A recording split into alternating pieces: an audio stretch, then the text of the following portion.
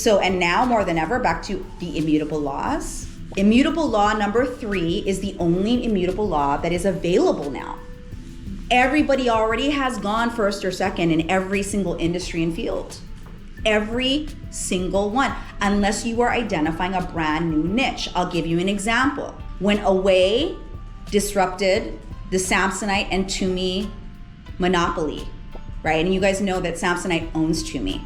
So it's like Samsonite decided, just like cars do, the automobile industry, where you've got a Honda and then you've got an Acura, you've got a Toyota and you've got a Lexus, right? Samsonite bought Tumi, so they would have a Samsonite and they would have Tumi. Away sold a product that is 100% not biodegradable, super expensive to ship, luggage. How do they do it? They decided they were gonna rename what traveling was about. They didn't make it about luggage, they made it about travel. Now that's branding.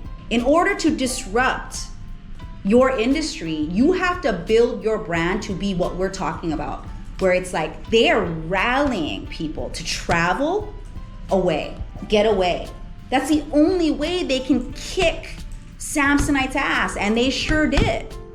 They kicked their ass, and they're still kicking their ass. And then all of the pop-ups come, right? Base and all these other cute Gen Z pastel colored monochromatic luggage, right?